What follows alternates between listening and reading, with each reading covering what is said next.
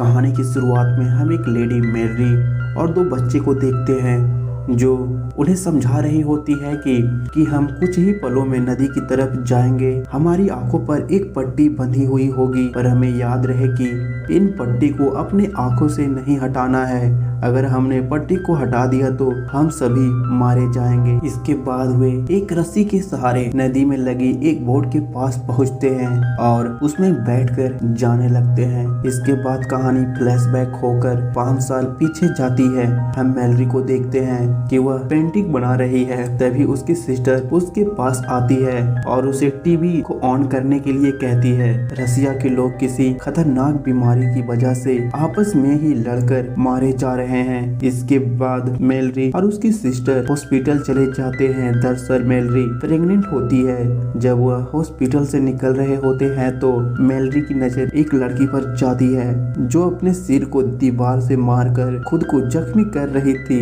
Malory को ज्यादा देर नहीं लगता यह समझने में कि यह वायरस इनके भी शहर में आ चुका है। वो जल्दी से अपनी सिस्टर के पास आती है और उसे घर चलने के लिए बोलती है, लेकिन कुछ दूर जाने पर उसकी सिस्टर भी वायरस के चपेट में आ जाती है, जिससे उसकी आंख से पानी गिरने लगते हैं। वो कार को एक्सीडेंट कर देती है। इसके बाद मैलरी की सिस्टर कार से निकलकर एक ट्रक के सामने चली जाती है, जिससे उसकी मौत ट्रक के कुचलने से हो जाती है। मैलरी किसी तरह कार से निकलकर भागने लगती है, लेकिन उसे काफी दर्द हो रहा था। तभी एक लड़की उसे बचाने के लिए घर से बाहर निकलकर आती है, लेकिन वह भी इन्फेक्टेड हो जाती है और वह भी एक कार में जाकर बैठ जाती है, जिससे एक जोरदार धमाका होता है और उसकी भी जान चली जाती है। तभी एक पुलिस आकर मैलरी को घर के अंदर लेकर चली जाती है। घर में जितने भी लोग होते हैं वो जल्दी से खिड़कियों को बंद करने लगते हैं। मैलरी अपनी मॉम को कॉल लगाने की प्रयास कर रही होती है,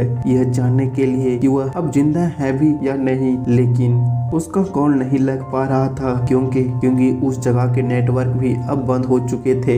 इसके बाद जब वो टीवी को ऑन करते हैं तो इन्हें पता चलता है कि पूरे देश में यह वायरस महामारी की तरह फैल गया है, जिसकी वजह से पूरे विश्व की आधी जनसंख्या अब खत्म हो चुकी है। इसके बाद मैलरी सभी को बताने लगती है कि मेरी सिस्टर ने किसी को देखा और अचानक से उसकी बॉडी पर से उसका कंट्रोल खत्म हो गया और वह एक ट्रक के सामने चली गई, जिससे उसकी मौत हो गई। इससे सभी को समझ में आ जाता है कि यह बीमारी देखने से फैलती है, तो वो सभी जल्दी से अपने घरों की खिड़कियों को कवर कर देते हैं।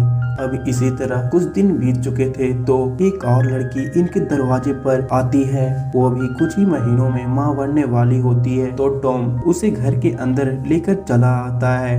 अब इनके पास खाने की सामग्री भी समाप्त होने लगी थी, तो इनका एक आदमी जो घर का मालिक था वो सबको बताता है कि घर के चारों तरफ सीसीटीवी कैमरे लगे हैं, जिसकी मदद से हम बाहर देख सकते हैं। लेकिन इन सबको पता नहीं होता है कि कैमरे की फोटोज देखने से यह वायरस फैलती है या नहीं। इसके बाद घर का मालिक डिसाइड करता है कि मैं उन फोटोज को देखूंगा, तो टॉम उसे कंप्यूटर स्क्रीन के सामने बैठाकर एक रस्सी से उसे बांध देता है, ताकि अगर वह वायरस से इन्फेक्टेड हुआ भी तो रस्सी से बंधे होने के कारण हमें नुकसान नहीं पहुंचाएगा। इसके बाद जब वह कैमरे के फोटोज देख रहा था तो वह भी धीरे धीरे इन्फेक्टेड हो जाता है और अपनी जान खुद से ही ले लेता है। वे लोग जल्दी से उस कंप्यूटर स्क्रीन को तोड़ देते हैं। खैर अब कुछ दिन और बीत जाते हैं। टॉम, मैलरी, उसके साथ कुछ और लोग यह डिसाइड करते हैं कि वो बाहर से सामान को लाने के लिए जाएंगे, इसीलिए वे एक कार को अच्छी तरह से कवर कर देते हैं और जीपीएस की मदद से घर से बाहर निकल जाते हैं। इसके बीच उन पर कई बार वह वायरस अटैक भी करता है, लेकिन वह किसी तरह अपनी जान को बचाते हुए एक स्टेशनरी शॉप पर पहुंच जाते हैं। वो काफी सारे खाने की चीजों को इकट्ठा कर लेते हैं। मैलरी को उस स्टोर में कुछ बर्ड भी मिलती है, जिसे वह अपने पास रख लेती है। वे सब सामान इकट्ठा कर ही रहे थे, तभी एक आदमी दरवाजे पे से शॉप के अंदर आने के लिए उनसे मदद मांगने लगता है, पर वे लोग उसे अंदर नहीं आने देते हैं। तब वह दरवाजा तोड़कर अंदर आने लगता है, तो इनका एक आदमी अपनी जान देखकर सबको बचा लेता है। इसके बाद सभी शॉप से खाने के सामान को लेकर घर चले आते हैं, लेकिन घर के ही इनके दो लोग रात में कार को चोरी करके वहाँ से लेकर चले जाते हैं। अब यह बाहर भी नहीं जा सकते थे। कुछ दिनों के बाद एक और आदमी इनसे मदद मांगने के लिए दरवाजे पर आता है, तो ओलिविया उसे घर के अंदर लेकर चली आती है। तो एक ओल्ड मैन उसे घर से बाहर निकलने के लिए कहता है, जिस पर वह सबको बताने लगता है कि मेरा नाम ग्रीक है, मैं अपने कुछ दोस्तों के साथ एक घर में छिपा हुआ था, तभी मेरे घर पर कुछ लोग आए। वे सभी उस बीमारी से इन्फेक्टेड थे। उन्होंने मेरे दोस्तों के आंखों से पट्टी हटाना शुरू कर दिया, जिससे वह भी इन्फेक्टेड हो गए। लेकिन मैं मौका पाकर वहाँ से भाग निकला और अपनी जान बचाते हुए यहाँ तक पहुँचा हूँ। लेकिन फिर भी वह ओल्ड मैन उसे घर से बाहर जाने के लिए कहता है। तभी एक औरत पीछे से आकर उसके सिर पर मार देती है, जिससे वह ओल्ड मैन वहीं पर बेहोश हो जाता है। इसके बाद टॉम उस बूढ़े आदमी को गैराज में ले जाकर बंद कर देता है। रात में मेलरी और ओलिविया एक साथ बैठी हुई थी, तो ओलिविया मेलरी से कहती है कि अगर मैं उस बीमारी से इन्फेक्टेड होकर मारी गई तो तुम प्रॉमिस करो कि मेरे बच्चे को ख्याल रखोगी। मेलरी उसे समझाती है कि ऐसा कुछ नहीं होगा, तुम नहीं मारी जाओगी। अब कुछ दिन इसी तरह बीत जाते हैं। मेलरी और ओलिविया के पेट में अचानक से दर्द होने लगती है और दोनों ही दो सुंदर से बच्चों का जन्म देती है। अब जो आदमी गेगरी इनके घर में आया था, दरअसल वह भी एक साइको होता है। उस पर भी उस वायरस का कोई असर नहीं होता था। वो उस वायरस को अपना भगवान मानता था। टॉम को पता चल जाता है कि गेगरी एक साइको है।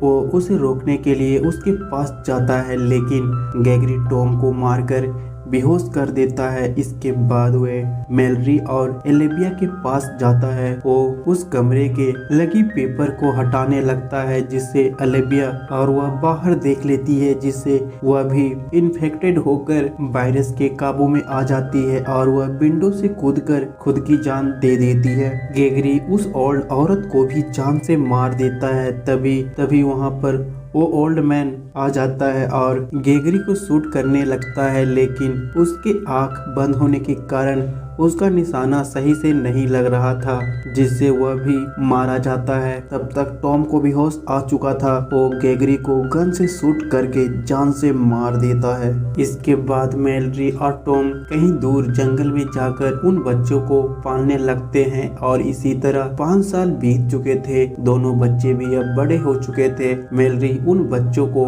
आंख बंद करके जंगल में सरवाइव करने के बारे में सिखा रही थी, लेकिन अभी भी कुछ साइको उनका पीछा कर रहे थे। एक बार टॉम को ओकी टोकी पर रिक का मैसेज आता है, जो उसे बता रहा था कि हम एक सुरक्षित जगह पर हैं। इस जगह पर वायरस का कोई खतरा नहीं है। अगर आप नदी के रास्ते हम तक आने की कोशिश करेंगे तो 2 दिनों में पहुंच जाएंगे। टॉम बच्चों को लेकर वहां से जाना चाहता था, लेकिन मेलरी उसे जाने से मना कर देती है, क्योंकि उसे लग रहा था कि वह भी शायद गेगरी की तरह कोई साइको होगा जो हमें अपनी जाल में फंसाकर मार देगा। इसी तरह एक बार टॉम और उसका परिवार खाने की तलाश में दूसरे घर में जाता है, लेकिन उन साइको की नज़र इन पर पड़ जाती है। टॉम मेलरी से कहता है, तुम बच्चों को लेकर यहाँ से चली जाओ, तब तक मैं इन्हें रोकने का कोशिश करता हूँ। मेलरी टॉम को छोड़कर जाना नहीं चाहती थी, पर उसे बच्चों के लिए यह करना पड़ता है। टॉम उन सभी साइको को मार देता है, लेकिन वह भी उस वायरस से इन्फेक्टेड हो जाता है। वो किसी और को नुकसान पहुंचाना नहीं चाहता था, इसीलिए वह खुद को ही गोली मार लेता है। मेलरी घर आकर रोने लगती है। उसे पता चल चुका था कि टॉम अब मारा जा चुका है, इसीलिए वह उसकी कही गई बात को मानती है और दोनों बच्चे को समझाने लगती है कि हम नदी के रास्ते से एक लंबी ट्रिप पर जा रहे हैं। चाहे जो भी कुछ हो जाए, हमें अपनी आंख से इस पट्टी को नहीं हटाना है, और एक रस्सी के सहारे बोट की तरफ जाने लगती है। दरअसल कहानी की शुरुआत में हमें इसी सीन को दिखाया गया था। खैर, इसके बाद जब वे नदी को पार कर रहे थे तो उसे किसी आदमी की आवाज सुनाई देती है, जिससे मेलरी समझ जाती है कि यह कोई साइको है जिस पर इस वायरस का कोई असर नहीं होता। जब वह आदमी इनके पास आकर इनके आंखों पर लगी पट्टियों को हटाने लगता है तो मेलरी किसी तरह अपनी जान बचाती हुई उस साइको को जान से मार देती है।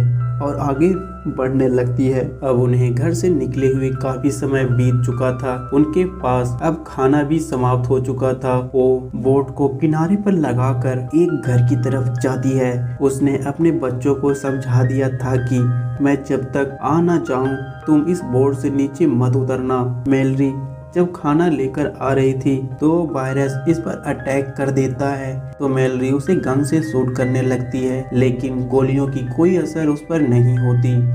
गोलियों की आवाज सुनकर उसकी बेटी बोट से नीचे उतरकर मेलरी की तरफ आने लगती है। तभी वह इनविजिबल एंटिटी मेलरी की बेटी के पास आ जाता है। जब मेलरी अपनी बेटी को बोट में नहीं देखती है तो वह भी जंगल की तरफ जाने लगती है और उसके आवाज के सहारे उसके पास पहुंचकर उसे बोट में लेकर चली आती है। मेलरी अपनी बेटी पर गुस्सा करने लगती है और उसे कहती है कि मैंने तुम्हें मना किया था ना कि तुम बोट से नीचे मत उतरना। इसके बाद दोबारा से वो अपने सफर को शुरू करते हैं। मेलरी अपने बच्चों को समझाती है कि आगे एक बहुत बड़ा झरना आने वाला है, चाहे जो कुछ भी हो जाए तुम बोट को मत छोड़ना, वरना हम सब एक दूसरे से अलग हो जाएंगे। यह सब जब झरने के पास आते हैं तो तेज बहाव के कारण इनका बोट पलट जाता है, पर इनकी किस्मत अच्छी थी। यह सभी नदी के किनारे पहुंच जाते हैं। मेलरी बच्चों को लेकर जंगल के रास्ते से जाने लगती है। मेलरी को जंगल में कई तरह की आवाजें सुनाई देती है, लेकिन रिक ने